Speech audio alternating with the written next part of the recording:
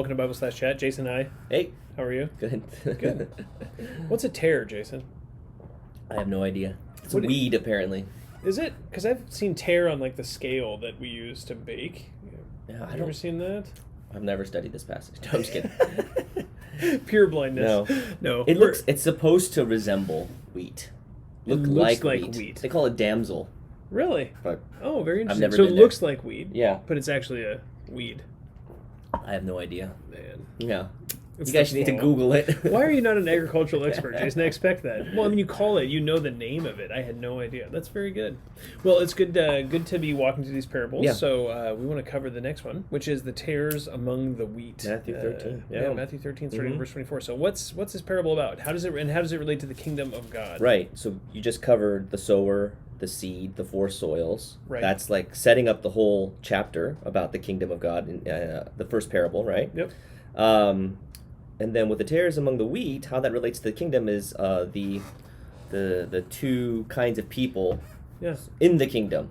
One of them being not actually in the kingdom, but apparently in the kingdom. Gotcha. And so you go to Matthew 13:24, he says the kingdom of heaven in verse 24 may be compared to, and then he proceeds to tell the parable, a man who's sowing good seed. So the seed is the same as the seed in the previous parable. Yeah. It's the word, right? Yeah. It's the word of the kingdom, the gospel of the kingdom, and he's spreading it throughout the field.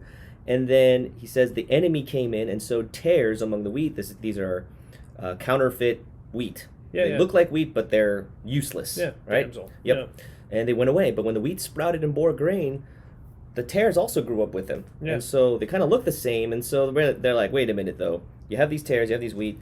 So the workers come in and say to the master, shouldn't we just they say, did you not sow good seed? What's going on? How is it that we have tares? And then he says, the enemy did this to us. So the slaves go, well, should we just get everything? Yeah. Right? Get the tares, excuse Yeah. me. But the interesting thing is, this is great. The master says no, because while you're gathering up tares, you're going to uproot the wheat with them. They're just growing up all together. It's not like they're just in separate rows. Yeah, not rows, yeah. And so it's very dangerous. So it says, wait until harvest, and then we'll take care of it, right? Gather the wheat into one, and then throw away the tares.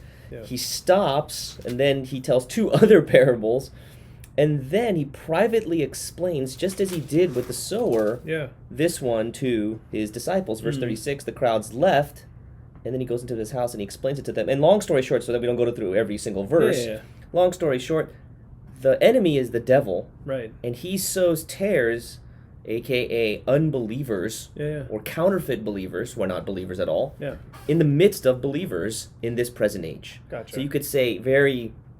like in ordinary terms, in the church, you'll have believers and unbelievers, and they'll grow up together, and often you will not know which are which, because the unbeliever is not necessarily acting like an unbeliever. Yeah. They're acting like the believer. Yeah. They will be bad soil, but they'll be bad soil maybe all their lives until the very end. Right. And you won't know until the very end. Yeah. And that's what the parable explanation ends with in verses 41 to 43, about the end of the age. There'll be fire and burning when the angels gather them up when Christ returns, and that's hell. Yeah. Yeah. And so it's Jesus' point is like the kingdom right now in this present stage, it's not up to us to pick out who's a believer, who's not. Yeah. Although those kinds of things can become evident, and there's other texts that tell, like 1 John, as you were talking about last time, things like that, obviously, or immediate rejection, right, or permanent, constant rejection. Yeah. But that's not our job overall. Gotcha. You sow good seed, then yes, bad soil or tares will grow. Yeah. But at the end, sometimes, or maybe a lot of times, you won't even know, because it's so interesting, right? These are people that appear righteous. Yeah. They're following the rules. They look the part. They speak the language. Yeah. And you won't know. But God knows. Yeah. And so he will ultimately deal with it. And so in this present stage of the kingdom, it's kind of the sad reality. There's just a mixture, like this admixture among the body, among the people that profess Christ. There's some that are not.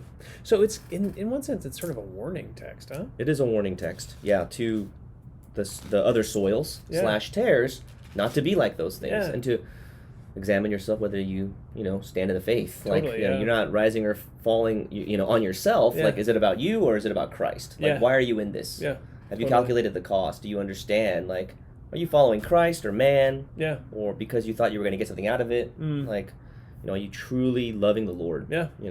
So it's a stern parable, really. I think this one is. I think the other ones, well, all of them are a little all stern. of them are a little stern, except the hidden treasure and the costly pearl. Are nice. Those are nice. Yeah, you'll get to cover those. Seed and leaven are nice too, I guess. But yeah, the dragnet one, the one at the end, is kind of tough. When he talks about judgment and the fact that it's interesting because it's not just judgment of rank unbelievers, but it's judgment of people who look like believers. Yeah. And that's what makes it, like you're saying, more stern, more warning. Yeah, sort of the Matthew 7 thing, right? Lord, Lord, did we not do this and that in your name? And he says, depart from me, I didn't know you. Yeah. So at the end of the day, it's really a call to say, hey, do I really know Christ? Yeah. Do I really know Jesus? Do I really love him? Yeah. Am I really a member of the kingdom? Or am I just faking it for external religious purposes? Yeah. It is, exactly. And you know that when you hear the word of the kingdom and you believe it. Yeah. And you believe it through thick and thin. Yeah. And I think that's where, like, that's where faith gets proven over time. Totally. Not that, we want to say that we're going to look around and examine everyone's fruit and we have some sliding scale. Yeah. But, a believer because when you're around them, there's that joy that comes through knowing Christ, believing his word over time. Yeah, that they've been with him through thick and thin over time, and they've experienced Christ's love and care and protection for them, and they've clung to Christ. Yeah. And so they know what that's like. Yeah. What true faith is like. Yeah, for sure. So it's not so much like looking out at other people. It's more like in the internal self, being aware of your own self. Yeah. I think ultimately with any of these things, you don't want to, of course there's applications ministerially, globally, but primarily, he's talking to people to say, hey, hear this. Be wheat, not a tare. Yeah. He's not talking to this is not an academic lecture, right? He is not talking to pastors. No, He's talking to people and the disciples, and Judas among them, of all things, right? Think about a tare of all tares, and saying, hey, wake up. Yeah. Do you hear the word of the kingdom or not? Yeah, it's so good.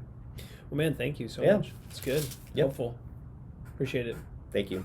You're welcome. You get real preachy. Has anyone ever told you that? Preachy? No. That's a terrible word. I'm an expositor, John. Oh, stop. It's an inside joke. Well, thank you. Thanks for watching. Sometime. Don't ask me ever. Never ask me. No, Expositor. Anyway, thank you so much, and look forward to the next video. If you have any questions, you can always leave them in the comments. Thanks. See ya.